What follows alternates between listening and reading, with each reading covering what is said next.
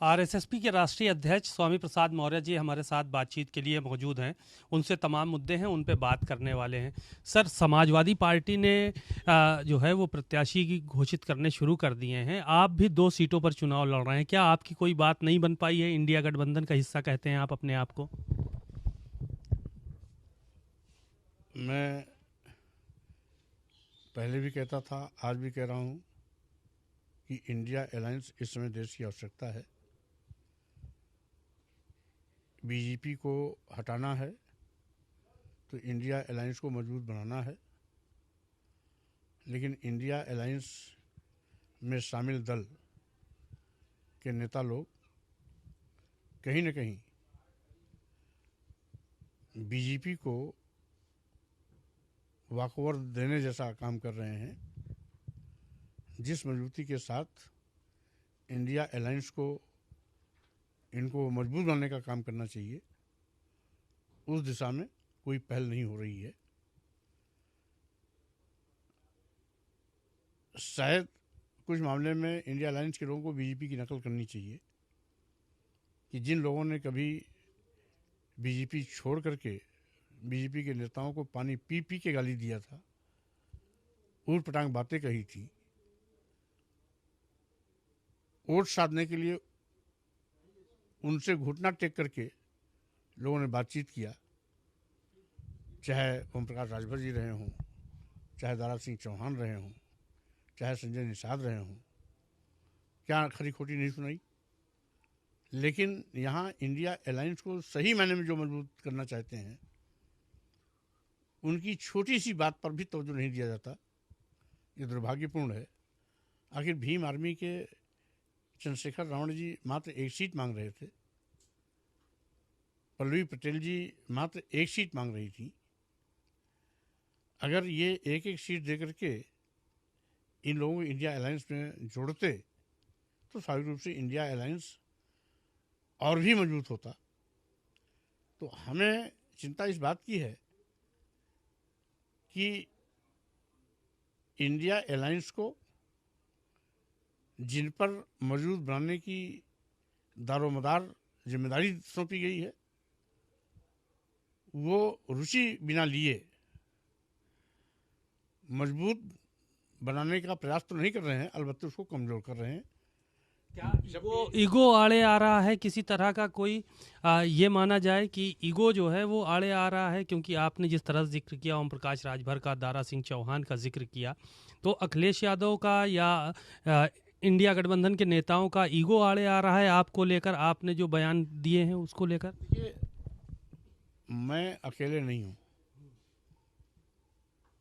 चंद्रशेखर रावण जी भी चाहते India alliance मजबूत हो, पल्लवी पटेल भी चाहती इंडिया अलायंस मजबूत हो, हम भी चाहते इंडिया अलायंस मजबूत हो, डॉक्टर अयूब भी चाहते इंडिया अलायंस मजबूत हो। तो ये सारे ऐसे चेहरे हैं जिनका अपना जनाधार है, अपना एक वोट बैंक है। अगर इंडिया अलायंस के साथ खड़ा होगा तो स्वाभाविक रूप से इंडिया अलायंस की ताकत बनेगी। लेकिन इनका ईगो है या कुछ और है, उस पर मैं कोई बात टिप्पणी नहीं कर सकता। इतना जरूर है कि जितना इनको दिल बड़ा करना चाहिए, दिल बड़ा करके बड़ी सोच के साथ इंडिया अलायंस को और ताकतवर बनाना चाहिए, उस दिशा में काम नहीं हो रहा है। तो ये मान के चला जाए कि आप जितने लोगों का नाम लिए, अब एक अलायंस और बनने जा रहा है जो बन चुका है, क्या उसमें आप भी शामिल होने जा रहे हैं अब? मैं इंडिया अलायंस के अलावा किसी और अलायंस को नहीं मानता हूँ। इंडिया अलायंस के लोग भले ही मेरी उपेक्षा क्यों न करें, लेकिन उसके बावजूद भी मैं इंडिया अलायंस को मजबूत हालत में देखना चाहता हूँ। क्योंकि वर्तमान में जो देश की बदहाली का दौर है, करोड़ों नौजवान बेरोजगारी का दंश झेल रहे हैं, महंगाई की मार से आम जनता कमर टूट चुकी है, किसानों को एमएसपी न देकर लाठियां बांधी जा रही हैं, छोटे मध्यम व्यापारियों को पहले जीएसटी का और अब ईडी का भय दिखा करके उनका शोषण किया जा रहा है। वहीं पर अनुसूचित जात अनुसूचित जनजात पिछड़ों का आरक्षण साजिश के तहत शून्य, निष्प्रभावी और खत्म किया जा रहा है। लोकतंत्र को कुचला जा रहा है। बिना किसी आरोप के कई दर्जन विपक्ष पार्टी के नेताओं को जेल की सलाखों में भेज दिया गया। यहाँ तक कि दो मुख्यमंत्री भी जेल की हवालात में पड़े हुए हैं। झारखंड के हेमंत सोरेन जी और दिल्ली के केजरीवाल जी इसके जीते जाते उदाहरण मिसाल हैं। वहीं पर ये पहली ऐसी विफलतम सरकार है जो सरकारी विभागों या सरकारी संपत्तियों को निजी हाथों में बेच रही है। जैसे कि देश के सभी बंदरगाह बेच दिए गए, एयरपोर्ट बेच दिया गया, एयर इंडिया बेच दिया गया, सभी रेलवे स्टेशन बेच दिए गए, कई दर्जन ट्रेनें बेच दी गई, LIC जैसी बड़ी संस्था बेच दी गई। तो स्वाभाविक रूप से आज जो संकट है देश पर, जो संकट है संविधान पर, जो संकट है लोकतंत्र पर, ये तभी संकट खत्म किया जा सकता है जब सत्ता से बीजेपी को हम बाहर करें। और सत्ता से बीजेपी को बाहर करना है, लोकतंत्र बचाना है, देश बचाना है, संविधान बचाना है, तो बीजेपी को हटाना ही होगा। और अगर बीजेपी को हटाना है तो स्वाभाविक रूप से इंडिया अलायंस ही एक ऐसी ताकत है जिसको मजबूत करके इसको अंजाम दिया जा सकता है। एक आखिरी सवाल ये था कि आपकी बेटी मंच पे रोती हुई नजर आई, उनका टिकट कट गया है, तो उसको किस तरह से आप देख रहे हैं? क्या अपने साथ अब चुनाव लड़ाने की तैयारी करेंगे? बहरहाल चूंकि अभी यहाँ मौके पर नहीं है, मौके पर जब मुलाकात होगी तो इस बाबत बात किया जाएगा। और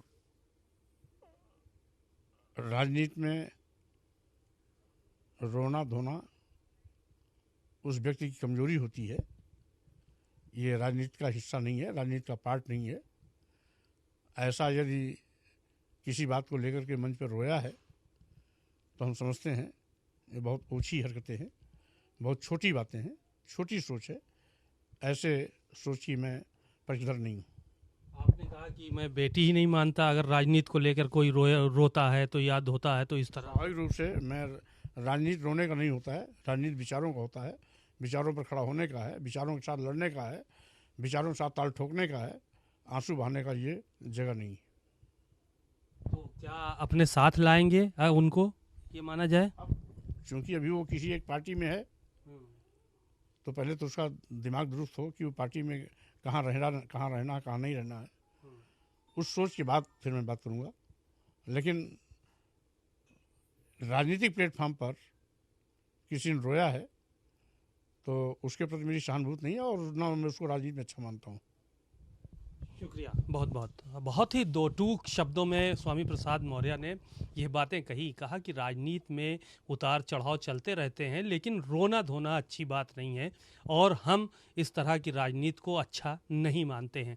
साथ ही साथ उन्होंने इंडिया अलायंस को मजबूत करने की भी बात कही और कहा कि नेताओं को थोड़ा सा इस बात का ख्याल रखना चाहिए कि बीजेपी अगर को हराना है तो जाहिर है कि एक साथ सबको लेके आगे चलना पड़ेगा, नहीं तो भारतीय जनता पार्टी एक बार फिर मजबूत होगी।